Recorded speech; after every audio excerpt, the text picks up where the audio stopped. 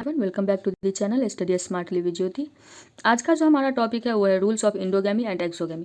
इससे पहले हम लोगों ने मैरिज को समझा, टाइप्स ऑफ मैरिज को समझा, कुछ इंपॉर्टेंट कीवर्ड्स हम लोगों ने समझा जैसे कि polygamy, polyandry, monogamy, serial monogamy, ये सारे इंपॉर्टेंट टर्म्स थे जिसे हम लोगों ने समझा। और एक होमवर्क के तौर पे मैंने आप लोगों को बोला था जो विडो रीमैरिज एक्ट जो है उसे पढ़ने के लिए। आज का टॉपिक है हमारा इंडोगैमी और एक्सोगैमी। इसे देखते हैं क्या है।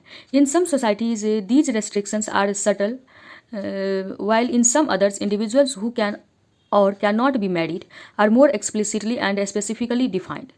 कुछ सोसाइटीज़ में ये जो है सो बहुत स्ट्रिक्ट रेस्ट्रिक्शंस नहीं हैं जो एक इंडिविजुअल किससे शादी कर सकता है और किससे नहीं, बल्कि वहीं दूसरे जो कुछ सोसाइटीज़ हैं वहाँ पे ये रेस्ट्रिक्शंस बहुत ही स्ट्रिक्ट हैं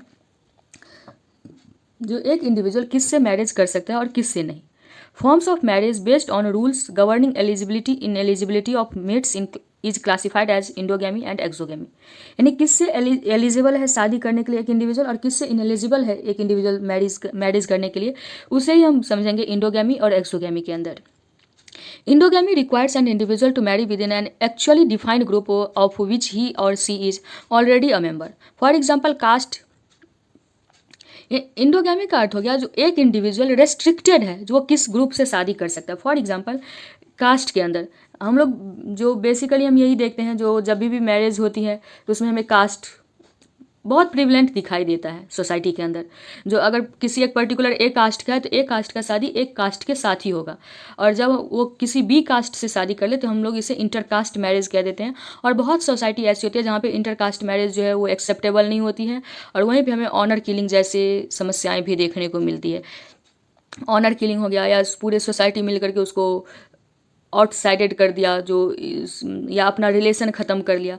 ये सारी चीज़ें जो है हमें सोसाइटीज़ में आसानी से देखने को मिल जाती है। तो इंडोगैमी हो गया जब कोई भी इंडिविजुअल एलिजिबल हो एक सर्टेन ग्रुप के अंदर ही मैरिज करने के लिए, उसे हम बोलते हैं इंडोगैमी। एग्जाम्पल के लिए कास्ट इंडोगैमी हो सकता है, क्लास इंडोगैमी हो सकता है। जैसे कि जो रिच लोग होते हैं उसमें कास्ट बहुत ज़्यादा मैटर नहीं करता है, उसमें मैटर करता है क्लास।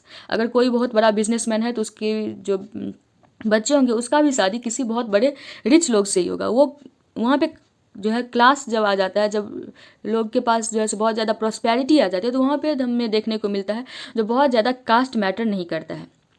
ये मोस्टली ऐसा ही होता है, हो सकता है वहाँ भी कास्ट मैटर करता हो। Exogamy the reverse of endogamy requires the individual to marry outside of his or her own group. वहीं जो एक्सोगैमी होता है वो इंडिविजुअल्स को ये अलाउ करता है कि वो अपने एक सर्टेन ग्रुप्स यानी जिस कास्ट से या जिस क्लास से वो आ रहा है, जिस ग्रुप से वो आ रहा है, उससे हटके किसी एक दूसरे ग्रुप से वो मैरिज कर सकता है। जैसे कोई ए रिलीजन का है, कोई बी रिलीजन का है, तो मोस्टली क्या होता है इंडोगैमी जब होगा तो ए रिलीजन वाला ए रिलीजन से ही शादी करेगा। लेकिन वहीं अगर हम एक्सोगैमी की बात करें तो ए रिलीजन बी रिलीजन से मैरिज कर सकता है, ये अलाउड होता है यहाँ पे। Endogamy and exogamy are in reference to certain kinship units such as clan, caste and racial, ethnic or religious groupings.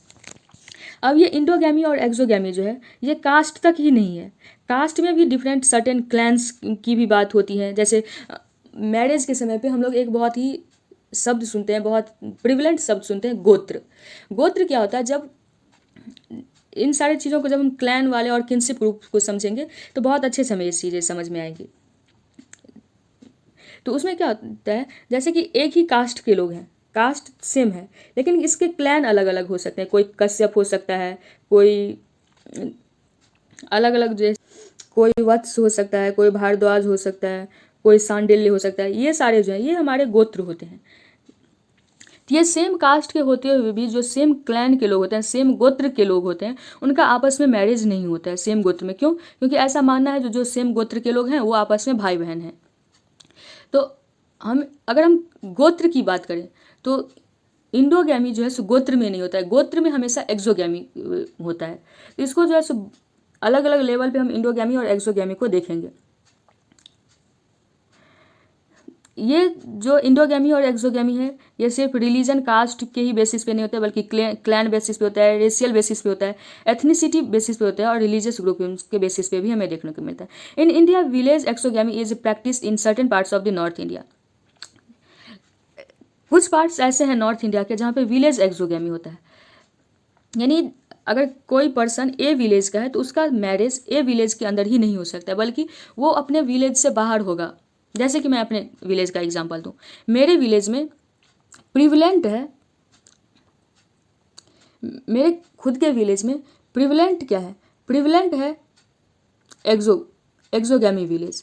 लेकिन हमारे विलेज में इंडोगैमी मैरिज भी होता है, यानी जिस विलेज का पर्सन है उस विलेज के अंदर भी उसका मैरिज होता है, और जिस विलेज में का वो पर्सन है, ए पर्सन इंडिविजुअल है, उस विलेज से बाहर भी उसका मैरिज होता है। तो प्रिवलेंट है एक्सोगैमी, यानी अपने विलेज से बाहर शादी होगा। लेकिन इंडोगैमी भी बहुत होता है, क्योंकि हमारा विलेज बहुत बड़ा है तो इंडोगैमी भी होता है वहाँ पर, लेकिन एक्सोगैमी प्रिवलेंट है हमारी सोसाइटी के अंदर।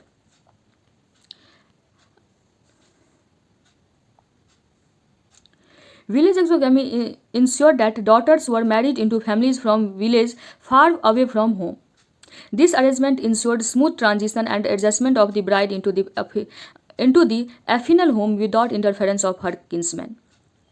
अब ये एक्सोगैमी क्यों होता है, विलेज एक्सोगैमी क्यों देखने को मिलता है? तो इसके पीछे एक कंसेप्ट ये है, जो जब डॉटर का शादी अपने किनशिप ग्रुप जो है उससे दूर करेंगे तो जो उसके हस्बैंड का होगा, जो अफिनल ग्रुप होगा, अफिनल का जो होम होगा, जो उसका ससुराल होगा, वहाँ पे वो ईजिली जो है अब वहाँ पे वो रह सकती है, उसका ट्रांजिशन ईजिली हो जाए एक जगह से दूसरी जगह। और बहुत ज़्यादा उसके जो उसके मदर साइड के लोग हैं, जो उसके फादर साइड के लोग हैं, वो बहुत ज़्यादा इंटरफेरेंस ना हो उसके नए फैमिली में, और वो स्मूथ ट्रांजिशन हो जाए उसका एक जगह से दूसरी जगह पे, ऐसा मानता है। लेकिन आजकल मोबाइल के समय में तो ऐसा कुछ होता नहीं है। The geographical distance plus the unequal relationship in the patrilineal system ensure that married daughter did not get to see their parents too often. जो जियोग्राफिकल डिस्टेंस के कारण और अनइक्वल रिलेशनशिप के कारण क्या होगा, जो डॉटर के जो पैट्रिलिनियल सिस्टम है, जियोग्राफिकल डिस्टेंस और जो पैट्रिलिनियल सोसाइटी है, इससे पहले हम लोगों ने एक टर्म देखा था मैट्रिलिनियल। मैट्रिलिनियल होता था जहाँ पे जो लीनेज है, जो वंशावली है, वो मदर को उसमें प्रेफरेंस मिलता था, मदर साइड से चलता था। वहीं जो पैट्रिलिनियल होता है वहाँ पे फादर साइड से हमारा लीनेज काउंट होता है। तो इसके कारण क्या होता है, जो डॉटर जिसका कि शादी होता है दूसरे घर में, वो बहुत मतलब फ्रिक्वेंटली उसका रिलेशनशिप अपने जो पेरेंट्स होते हैं, जो उसका घर होता है, उससे नहीं रह जाता है, बल्कि उसका हर चीज़ जो है सो बदल जाता है शादी के बाद, और उसको अपने आप को देखना पड़ता है जिस घर में उसकी शादी हुई है उसके according. Thus parting from natal home was a sad occasion and is the theme of folk songs। इसीलिए हमें देखने को मिलता है जो सेपरेशन होता है अपने खुद के घर से लड़की का, उस समय पे हमें देखने को मिलता है शादी के बाद के जो रिचुअल्स होते हैं, जब लड़की अपने खुद के घर को छोड़ करके और उसके जो हस्बैंड का घर होता है वहाँ जाती है, तो इस पे हमें जो है बहुत सारे सैड सॉन्ग्स हमें देखने को मिलता है, जो हमारे फोक सॉन्ग का एक हिस्सा होता है। उसी तरीके का डिपार्चर सॉन्ग एक यहाँ पर भी दिया हुआ है, आप लोग पढ़ लेंगे। आई थिंक ये चन्नन्ना कोई मूवी है, पता नहीं 1993 का, उसका ये पार्ट था। Father we are like flock of birds we shall fly away our flight will be long, यानी जो है सो हम जो है सो आपके जो हम लोग जो है मतलब एक डॉटर अपने फादर से बोलती है जो हम बर्ड्स की तरह हैं, जिसको कि बहुत दूर हम उड़ के चले जाएंगे, और हमारा जो फ्लाइट होगा, जो हमारा जो हम जो उड़ के भी जाएंगे वो बहुत दूर चले जाएंगे। We know not to which region we will go, हम ये नहीं जानते जो हम कहाँ जाएंगे, किस रीजन में जाएंगे। Father my palanquin can not pass through your palace because the door is too a small daughter I shall remove a brick to ensure the passage of for you. ये हमारे सोसाइटी के उस चीज़ को दिखाता है। मतलब एक बेटी कह रही है जो हमारा जो पालकी होगा, हमारा जो पैलक्वीन होगा, वो इतना बड़ा होगा जो आपके पैलेस से जो है सो गुजर नहीं पाएगा, क्योंकि आपका जो घर है वो छोटा पड़ जाएगा, उसका जो गेट है वो छोटा पड़ जाएगा। तो उसका पिता बोलता है जो हम अपने जो है सो वॉल्स जो है उसके ब्रिक्स को हटा देंगे ताकि तुम्हारा जो डोली है वो आसानी से यहाँ से जा सके। You must go to your home, और तुमको जो है सो मस्ट है ये चीज़ जो तुमको अपने घर जाना है। तो ये सारी चीज़ें जो हमारे सोसाइटी का जो एक रिचुअल्स हैं उस चीज़ को दिखा रहा है। हालांकि ये बहुत ही सैड रिचुअल्स हैं, उसी के कुछ यहाँ पे भी पार्ट्स दिए हुए हैं और आप लोग पढ़ लेंगे। ये कोई सॉन्ग है defining some basic concepts particularly those of family kinship and marriage. अब फैमिली किनशिप और मैरिज के कुछ बेसिक कंसेप्ट्स यहाँ पे डिफाइन किए गए हैं। और family is a group of persons directly linked by किन कनेक्शंस। यहाँ पे बताया गया फैमिली कौन होता है, तो फैमिली ग्रुप ऑफ पर्सन्स होते हैं जो कि डायरेक्ट लिंक होता है उनके किन connections. The adult members of which assume responsibility for caring for children, जिसमें जो एडल्ट्स होते हैं वो उनके पास से रिस्पॉन्सिबिलिटी होती है कि वो चिल्ड्रन का केयर करे। Kinship ties are connections between individuals established either through marriage or through the lines of descent that connect blood relatives, father, siblings, of offerings etcetera. अब किनशिप क्या होता है? किनशिप होता है जैसे ए पर्सन है और इसकी वाइफ है बी, इस दोनों के जो है ऑफरिंग्स सी, डी और ई। अब इसका मैरिज किसी और से हो गया, इसका मैरिज किसी और से, इसका मैरिज, अब इसके भी चाइल्ड होंगे, इसके भी चाइल्ड होंगे, इसके भी चाइल्ड होंगे। तो अब क्या हो गया, ये जितने भी चाइल्ड्स हैं ये ब्लड रिलेशन में है किसी तरीके से, ये सारे जो है एक ही घर के लोग हैं, एक ही लीनिएज के लोग हैं और सबका ब्लड रिलेशन हो गया। तो ये हो गया किनशिप ग्रुप। जब जो है लोग जो होते हैं वो ब्लड रिलेटिव्स होते हैं, चाहे वो मदर हो, फादर हो, सिबलिंग हो, ऑफरिंग्स हो, और ये ब्लड रिलेशंस जो है वो मैरिज के थ्रू भी हो सकता है। और जैसे कि मैरिज के थ्रू कैसे हो सकता है वो बताते हैं। जैसे ये ए है, ये बी है, ठीक है, इसकी एक दो बच्चे हैं, ये मेल है और ये फीमेल है। अब फीमेल का मैरिज हो गया, इससे इसका ब्लड रिलेशन है, इसका मैरिज हो गया, ये किसी और घर चली गई, तो अब इसके जो बच्चे हो गए, तो इसके जो बच्चे होंगे वो इसके बच्चे के किनशिप ग्रुप के अंदर आएंगे। क्यों? क्योंकि इससे इसका जो है वो ब्लड रिलेशन है। तो उसी चीज़ को यहाँ पे बताया गया। जो किनशिप ग्रुप जो फॉर्म होता है वो टाइज कनेक्शंस होता है इंडिविजुअल का, जो कि एस्टेब्लिश्ड होता है मैरिज के थ्रू या डिसेंट के, यानी वंशावली जो होता है, वंशज जो होते हैं उसके थ्रू, वो किसी न किसी तरीके से ब्लड रिलेटिव्स होते हैं, ब्लड से कनेक्टेड होते हैं। जब भी हम किनशिप ग्रुप की बात करेंगे तो वो हमारे ब्लड रिलेटिव्स होते हैं। Marriage can be defined as a socially acknowledged and approved sexual union between two adult individuals. Marriage को, ये सबसे अच्छा डेफिनेशन है इसका, ये बहुत ही प्रिविलेंट जो है सो डेफिनेशन है मैरिज का। जब दो लोगों को जो है सोसाइटली एक्सेप्टेड सेक्सुअल रिलेशन में कोई दो लोग आते हैं, दो एडल्ट्स आते हैं, तो उसे हम मैरिज बोलते हैं।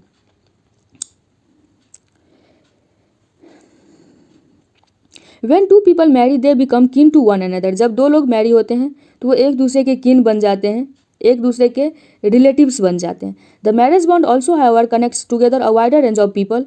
Parents, brothers, sisters, and other blood relatives become relatives of the parent through partners through marriage. ये मैरिज होता है वो बहुत सारे लोगों को कनेक्ट करता है। जैसे कि एक मेल का जैसे मेल है, एक फीमेल है, मेल के भी जैसे अपने फादर, मदर, ब्रदर, सिस्टर सब हैं, और जो फीमेल है उसके भी है। तो जब भी मैरिज होगा तो ये सारे लोगों को एक साथ जोड़ने का एक टाई का काम करता है मैरिज। पेरेंट्स, ब्रदर, सॉरी ये तो हो गया। The family of birth is called family of orientation and the family in which a person married is called the family of procreation. इसमें कहा गया जिस फैमिली में किसी भी पर्सन का बर्थ होता है उसको हम बोलते हैं फैमिली ऑफ ओरिएंटेशन, और family in which a person is married, जिस फैमिली में पर्सन को का शादी होता है जहाँ, उसको बोलते हैं family of procreation. The kin who are related through blood are called consanguinal kin, while the kin who are related through marriage are called affins. अब देखते हैं, एक एग्जांपल लेते हैं, उसी में सब समझ में आ जाएगा इसमें क्या बताएगा। ये दो इंडिविजुअल है, ये राम है, ये सीता है, दो ही एग्जांपल लेते हैं। इस दोनों का मैरिज हुआ, ठीक है, तो इसका जो है किसी घर में बर्थ हुआ होगा, वो घर इसके लिए कहलाएगा फैमिली ऑफ ओरिएंटेशन। और सीता जब इस घर में शादी करके आई तो राम के लिए तो ये घर फैमिली ऑफ ओरिएंटेशन है, लेकिन सीता के लिए ये घर हो गया फैमिली ऑफ प्रोक्रिएशन। ठीक उसी प्रकार जो सीता का अपना घर था, उसका जो मायका है, वो उसके लिए हो गया फैमिली ऑफ ओरिएंटेशन, और राम के लिए वो हो जाएगा, क्योंकि हमारे सोसाइटी में इस तरीके की चीज़ें फॉलो नहीं होती है, तो इसलिए उसको हम फैमिली ऑफ प्रोक्रिएशन नहीं बोलेंगे। लेकिन यही अगर कोई जैसे मैट्रियार्कल सोसाइटी होता है, मैट्रिलिनियल सोसाइटी होता है, तो वो राम के लिए हो जाता है फैमिली ऑफ प्रोक्रिएशन। उसी तरीके से जब यही राम और सीता है, इसके बच्चे हुए ए और बी। अब ये दोनों आपस में ब्लड से जुड़े हुए हैं, यानी ब्लड रिलेटिव हो गए। तो ये आपस में कहलाएंगे किन, यानी कॉन्सेंग्यूइनल किन, जो कि हमारे ब्लड रिलेटिव्स हैं। लेकिन मान के चलते हैं जो राम जो है उसकी एक बहन भी थी, उसका नाम था लक्ष्मी, ऐसा मान लेते हैं। अब इसके जो बच्चे होंगे, तो चूंकि ए और बी जो राम और सीता के जो बच्चे हैं उससे ये डायरेक्ट ब्लड रिलेशन में नहीं है, लेकिन किन तो है, चूंकि लक्ष्मी जो है वो राम के से ब्लड रिलेशन में है, लेकिन ए से ये ब्लड रिलेशन में नहीं है, ये सी। तो ये आपस में कहलाएंगे एफिनल किन, यानी ए और सी हो गया एफिनल किन और ए और बी हो गया कॉन्सिग्यूनल किन। ये इंपॉर्टेंट टर्म्स हैं इसके, इस सारे टर्म्स को हम लोग याद रखेंगे। यानी अभी तक हम लोगों ने समझा किन क्या होता है, किनशिप ग्रुप क्या होता है, मैरिज का डेफिनेशन हम लोगों ने समझा, कॉन्सिग्यूनल किन समझे, एफिनल समझा किन, एफिनल किन क्या होता है, फैमिली ऑफ ओरिएंटेशन और फैमिली ऑफ प्रोक्रिएशन, ये सारे इंपॉर्टेंट टर्म्स थे जिसे हम लोगों ने समझा। As we move on the next section on work and economy institutions, you will notice how the family and economy life are closely interconnected. अब हम लोग जस्ट आगे बढ़ेंगे और फैमिली और वर्क की बात करेंगे, और तब हमें पता चलेगा जो फैमिली और वर्क कैसे एक दूसरे से इंटरकनेक्टेड है। तो आज के लिए हम इतना ही रखते हैं। नेक्स्ट वीडियो में हम वर्क एंड इकोनॉमिक लाइफ की बात करेंगे, और जो नेक्स्ट पार्ट्स है उसमें हम धीरे धीरे करके इस चैप्टर को भी जैसे पूरा करेंगे, फिनिश करेंगे।